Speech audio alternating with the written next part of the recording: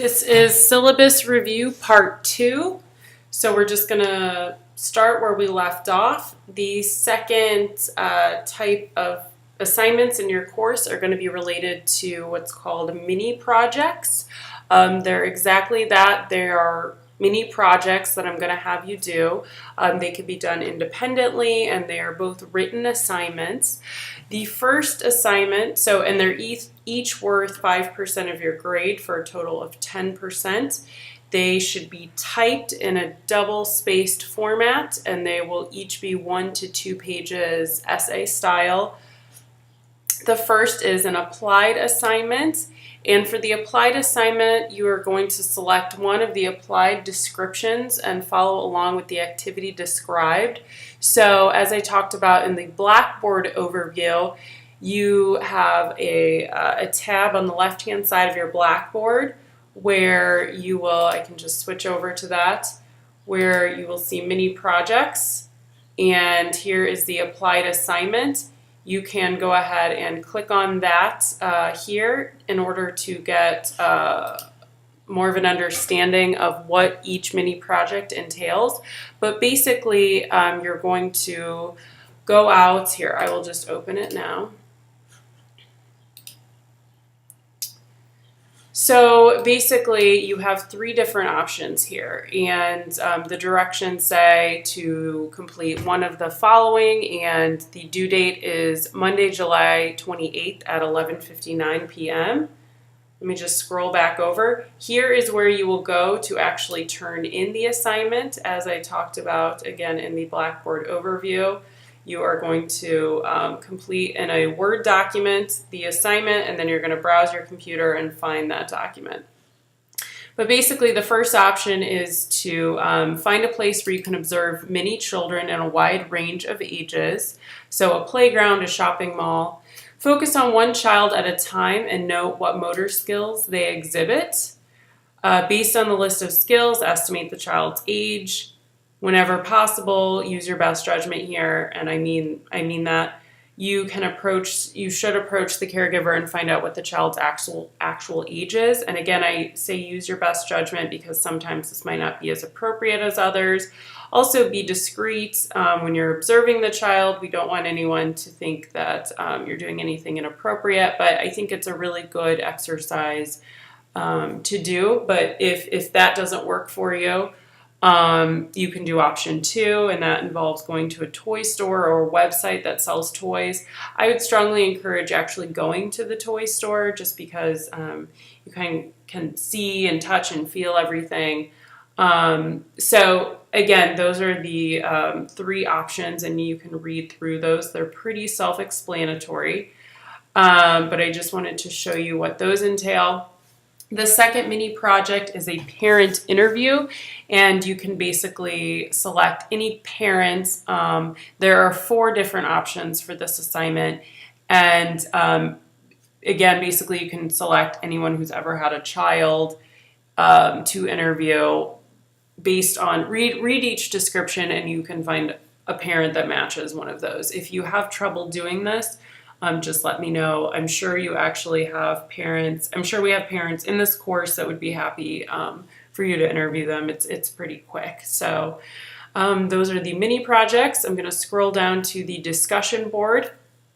So again, the discussion board, I talked to you about that in the Blackboard overview, but you're going to be doing both an original post as well as a response or a comment, if you will, on one of your classmates' posts for each unit. So again, on Blackboard, you will go down to your discussion board group, and that's under My Groups, discussion board group 6. You're going to click on Group Discussion Board. And each unit, the unit's discussion board topic will appear as the unit, whichever, it's basically based on whichever unit we're in currently. So you do have access to unit discussion topic 1. Just a reminder, you also need to do your introductions by Wednesday the 9th. So I showed you how to do that in the last video, but I will talk about the unit 1 discussion topic here. So this is Bloomberg's breastfeeding plan. Will locking up formula help new moms? What you're going to do is you're going to read these two different blogs, and you're basically going to respond to this prompt here. So again, you're going to click on the forum here, and you're going to create a new thread. It's important that you create the thread here as it keeps everything good and organized. So, okay. And then once you've done your original post, again, you're going to respond to one of your classmates' posts. And basically for your original post, it needs to be about 6 sentences in length. Here is a good example of one here. It can be written informally, but you also need to check your spelling and your grammar. I recommend writing it out in a Word document so that you can check all of that there, because when you write into Blackboard, it doesn't always check your spelling and grammar and so forth. So once you've done your original post, you can respond to one of your classmates' posts, their original post, or you can respond to a comment that another one of your classmates has made on someone else's original post, or even comment on a comment that someone has done to your original post. It is fine to disagree with one of your classmates, but you need to do so respectfully. And if you have any questions about that, please let me know. But again, you need to introduce yourself by Wednesday, July 9th at 11:59 p.m. You don't get any points for that, but it's something that you need to do. So I will make sure that you do that. And then for each unit, you're going to be doing both an original post as well as responding to a classmate's post.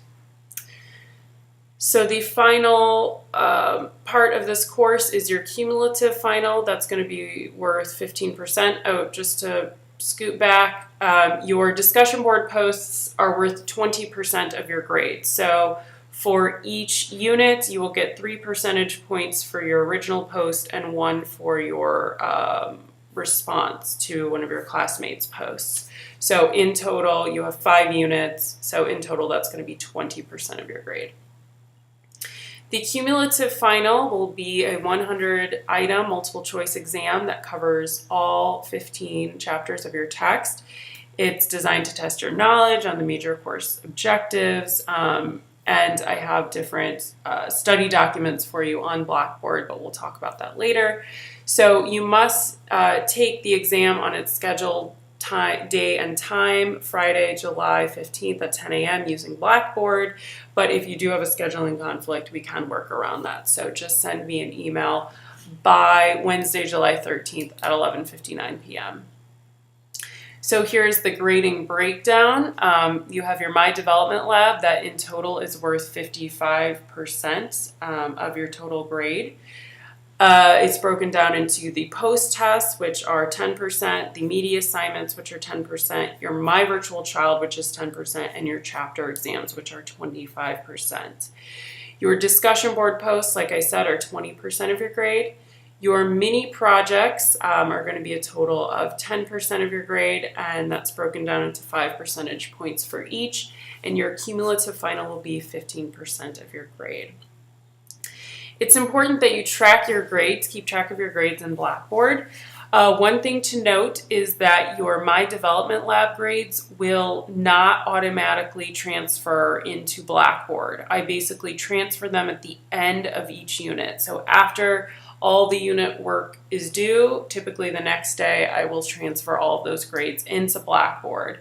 And there are many different reasons for that. I wish it was seamless. I wish it happened right away, but it doesn't. So you just need to be patient as far as seeing your grades. But usually a couple days after a unit, I would just check your grades just to see how you're doing, see if there were any major discrepancies. Sometimes something looks one way on your end, but the grades don't appear in My Development Lab. Sometimes there are issues. It's not typical though. So don't say something's happening when it's not, because I actually can see everything that you can see. But it is good for you to be accountable and to be checking your grades regularly to make sure they match up with what you think you should be getting based on the work you've done. So here's the final grade breakdown. In A, 90 to 100, B, 80 to 89.9, C, 70 to 79.9, and so on and so forth. I don't round the grades up to the next category, but there may be extra credit assignments throughout the semester. I don't address them in the syllabus just because I don't know if there will be extra credit assignments. It's basically based on the research that's being conducted at UMBC and if anyone needs surveys to be filled out. But I will keep you up to date on that. Please try not to email me to ask me if there are extra credit opportunities. Sometimes students do that, but I will let you know if there are extra credit opportunities. I can't just invent them. So just trust that I will let you know once there are opportunities available. Don't come to me and ask me for them, please. Okay, so moving right along to technology considerations. So most of the requirements for this course are completed online. Basically all of them actually, except for the applied assignments that you're going to be doing by yourself, but you still have to upload them online. So it is extremely important that your computer and software that you're using are working and they're up to date. Remember to only use Firefox web browser when completing assignments for this course. Also, it's very important that you should be using a laptop, notebook, or desktop computer to complete online assignments. My development lab at this point does not accommodate tablets or mobile devices. It can for some assignments, but it's very unclear as to which. I can't say all of your media assignments you can do on a tablet. I don't know because they're different. So unfortunately, you're going to need to stick to a laptop, notebook, or desktop computer. If you're having issues, and you're using a tablet or mobile device, it's probably related to that. So correspondence, email is the preferred way to correspond with me.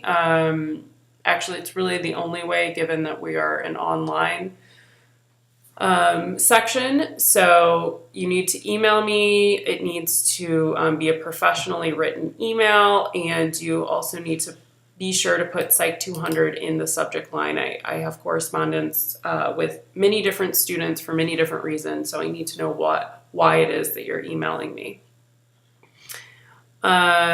We've got a link to the computing policies at UMBC, academic integrity, cheating, copying and pasting for discussion board posts, things like that will not be tolerated. It's very easy to tell if you've plagiarized, so just, especially on an online course, you can do very simple searches. So just simply don't do that. I will pursue, I will follow the proper channels in order to, I don't want to say punish, but if I catch you cheating, there will be consequences, and I just don't want to deal with that, so don't do that. Student support services, if you do have student support services, if you are registered with them, please let me know right away so I can meet your accommodations in any way I can. Be happy to do that. And here is how Blackboard's organized. This is just a written breakdown, but we've gone over that in the Blackboard overview. So I'm going to stop this video and we'll do a third to go over the schedule itself.